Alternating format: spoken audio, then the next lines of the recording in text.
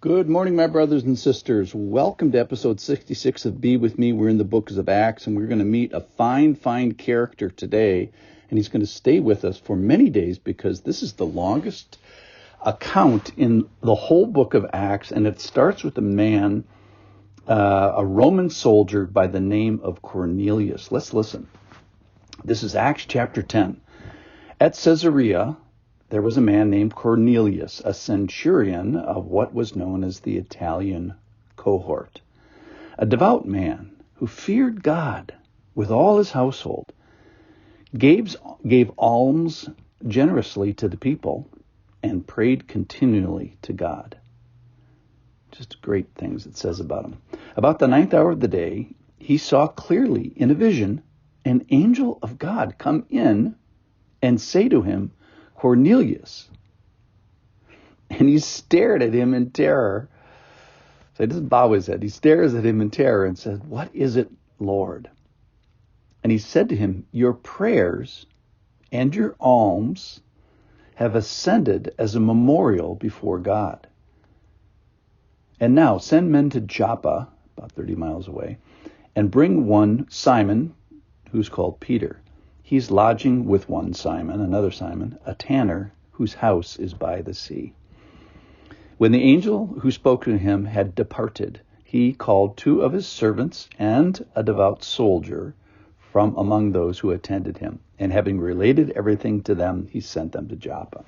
All right, let's talk about centurions for a second. Generally in the Bible, they're very well thought of. They get paid about 5 times more than a regular soldier, so they're people of resources and also of great respect because they lead. They actually work for a living.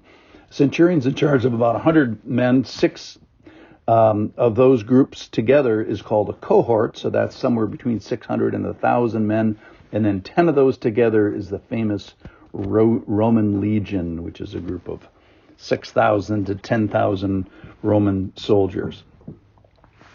And here's what you have to know about Romans. They welcome devout people. They welcome people that worship various gods. So they conquered, hundreds, I don't know how hundreds, I'm making that up, but many cultures. And then what they'd say to the culture basically is, we're thrilled about your gods. You don't have to renege your gods to be part of the Roman Empire. But it all kind of comes down and under the umbrella of a pantheistic worldview, of which our emperor is also a god. So that's the god worldview that the Romans had. But we find this guy is devout. And that means that spiritual things are of some priority for him, as it is for the soldier who he sends on this journey. Now, you can be devout towards the wrong thing. That's the deal here. And the centurion actually turns out to be the good guy in the story. Peter, of note, turns out to be the one with the actual bad theology. The centurion's theology actually is more like incomplete. So let's be humble. Let's worship the God as he is. He's gone to great lengths to explain who he is. But we find this guy, to the best of his knowledge, is that he fears God, which is the one true God of Israel. He's not a proselyte. That is, he hasn't been converted and gotten circumcised. I wonder if he's heard about Jesus. And here's the thing that struck me today, is this whole story doesn't happen 5 minutes after Jesus was resurrected. It's more like 5 years, could be even longer than that. The point is that the early Christian church had bad theology for like 5 years and didn't welcome the Gentiles. And this is the story of the Gentiles kind of pouring into the church, and the prophecies about Saul going to the Gentiles and reaping that harvest of the Gentiles, that really hadn't happened just yet. All right, we find this God is God-fearing, and he has influence, his household, his wife, his children, and at least one of his 100 soldiers are also appear to be devout. So he's used his authority and his influence in a good way. He's a guy that I think people would say he's a guy I'd like to follow because all the people we hear about follow him well. All right, let's talk about money. He gave alms to the people generously.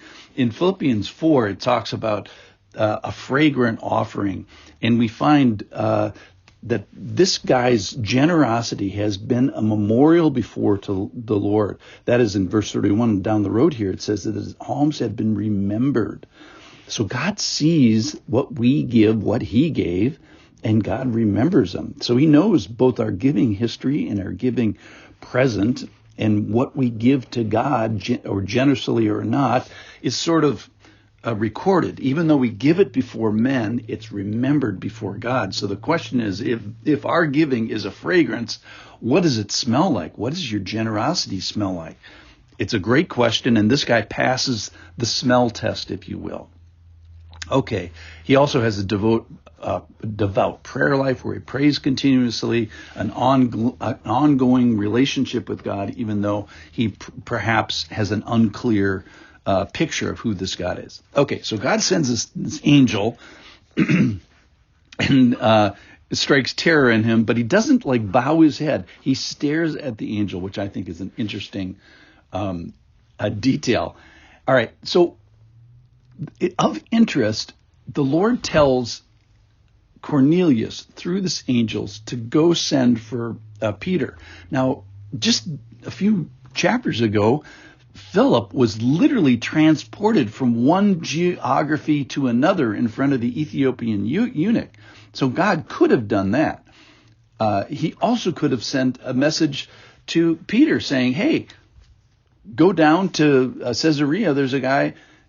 But no, he wants this guy to have this vision. And I think confirming and affirming, it's like, hey, I see you. I hear your prayers. I see your generosity. So I think there's more that was communicated to this guy. So number one today, are you devout, and are you devout about the right things? Number two, God cares and sees and remembers what you do with your money. And if your money is a fragrance, what does it smell like? Number three, there's going to be some bad theology here, but it's these habits of the heart that make Cornelius so respectable. He has priority. He has good authority. He has a good conversation and intimacy with the Lord. And finally, his offerings have a pleasant fragrance. I'll see you tomorrow. We'll hear more about this guy.